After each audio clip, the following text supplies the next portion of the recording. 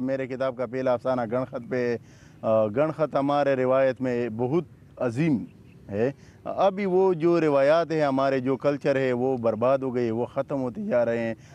हमने जो देखे हैं, मौत देखे हैं, दर्द देखे हैं, लोग बेघर होकर जा रहे थे, दुनिया भी देखे लेकिन अंदर नहीं देखे।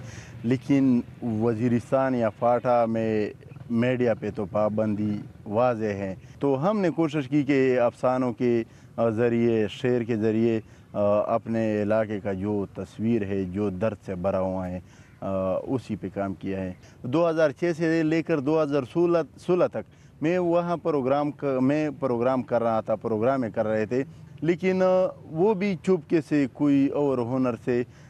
तो 2016 के बाद मैं इधर आया। अभी लोग कहते हैं कि हालात माशाल्लाह बहुत अच्छे हैं, लेकिन मैं अभी उधर प्रोग्राम नहीं कर सकता। अभी जो तहरीक चल रहा था उससे कुछ दिन पहले जो लॉन्ग मार्च जा रहा था, मैंने एक तराना तैयार किया, दा संग आज़ादी दा।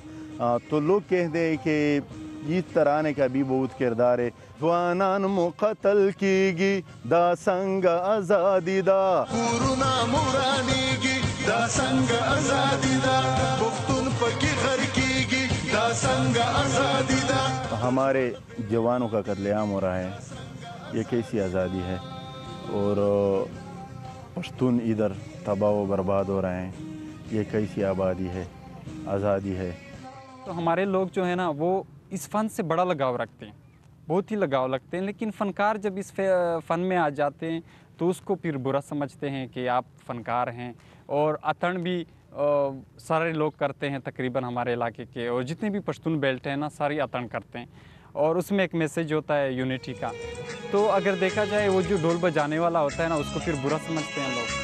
چې د ژوند لوبۍ زده وي د سرونو سر پکار دی، د بارودو په وطن کې، د بارودو په وطن کې د ګلونو کر پکار دی، د ګلونو کر پکار دی، د ګلونو کر پکار دی۔ اس کا یہ ترجمہ ہے کہ ہمارا جو بارود بچھی ہوئی زمین ہے، اس میں اگر ہم پھول اس میں وہ کریں، پھول اگائیں تو اسی طرح جو ہمارے اکثر یہاں پہ اس سائڈ پہ بات جاتی ہے کہ ہمارے جو مشران ہیں یا ہمارے جو سیاسی لوگ ہیں آگے ہمیں لیڈ کریں اور ہم جا کے آگے اچھے حالات میں آ جائیں۔